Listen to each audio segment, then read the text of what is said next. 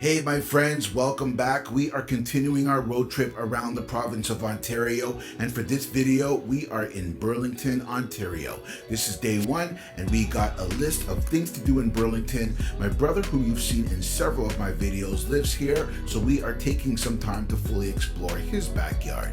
But before we get started, don't forget to like the video, subscribe to my channel, and click the little bell to be notified of new videos. It's early afternoon and we've just arrived. Hey guys, so the first stop for today is probably the best stop, and the perfect way to start the day is with candy. Who else wouldn't want to start their day with candy? So I'm here at the Cottage Country Candy Outlet. Yes, you heard me right. Here in Burlington, there is a candy outlet. It's a hidden gem. So we're gonna go inside and see what I can get. Here you'll find some mouth-watering delights, including vegan-friendly and sugar-free candies, nuts and trail mixes, chocolates and snacks. I mean, what's a day of activities without a handful of things to nibble on? Am I right?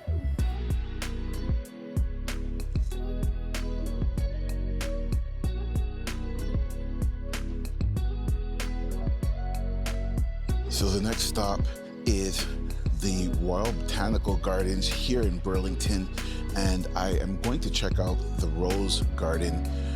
This place is absolutely beautiful.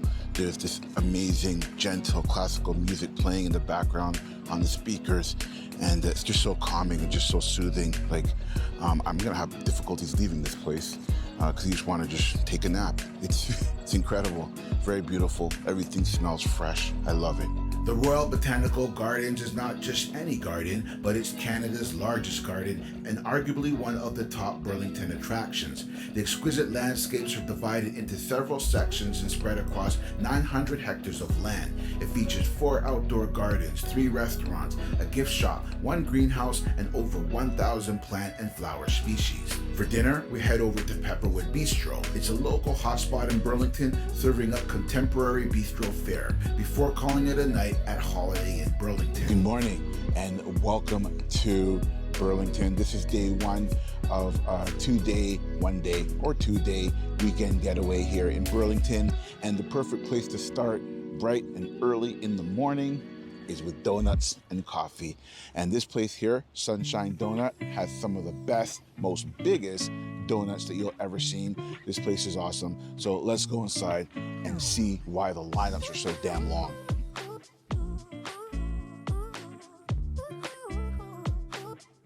You too. Bye. Thank you so much. All right, so we just left Sunshine Donuts and got my case of donuts here. The next stop is the award-winning Art Gallery of Burlington, the 7th largest public exhibit in Ontario. The gallery has over 1,000 pieces of art in a 4,100 square meter space.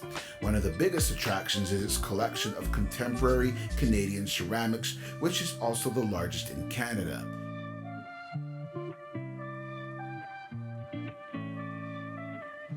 The next stop is Kelly's Bake Shop. I'm telling you, this Burlington itinerary is jam-packed with sweet things. I'm loving it. Like, I don't know what I'm gonna do about my weight and everything, but so let's go inside and see what they have here.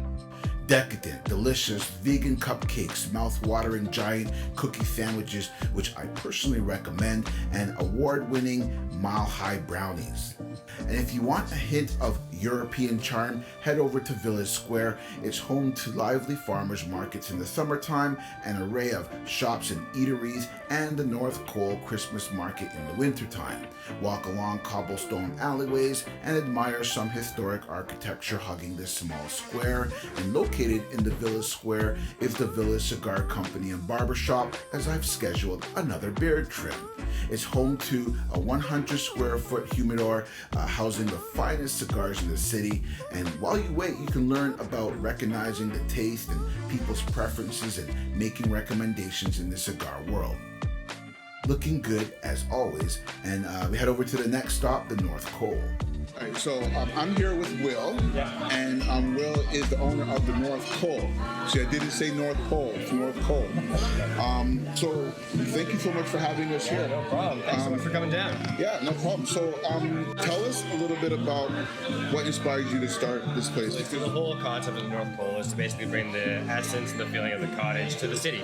A lot of people can't experience the Muskoka or cabin vibes that a lot of us are lucky enough to experience.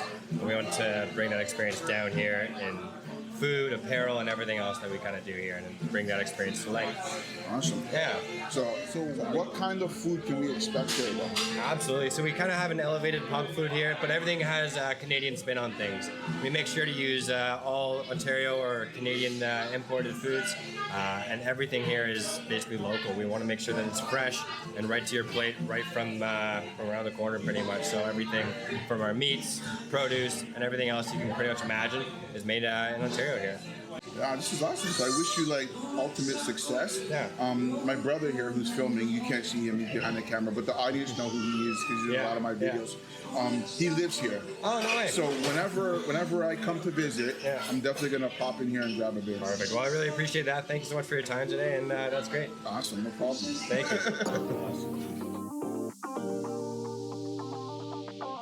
While you're in the area, take a stroll to the Odd Spot. As the name suggests, you'll come to a place filled with some fun, odd, and exciting things, from Star Trek TV show props to a 1970s supercycle vintage bike and recycled clothing. Beer. And for that, we head over to the award-winning Nickelbrook Brewing Company. The brewery serves various beers including stouts, ales, IPAs, and sour beers, all crafted on-site in their funk lab. So we're here at Nickelbrook, and I'm here with Miles. And Miles is, what's your job title? I'm the executive director. Executive Director of Sound of Music. You betcha. Awesome. So first of all, tell us a little bit about Sound of Music. Yeah, so the Sound of Music Festival is Canada's largest outdoor free music festival. So we're usually 10 days throughout June, like around Father's Day weekend kind of thing, 10 days. We bring in about 300,000 people to the downtown Burlington waterfront. We've 7 stages, about 200 different artists. We've had everybody from The Offspring, Weezer, you know, they've all been here.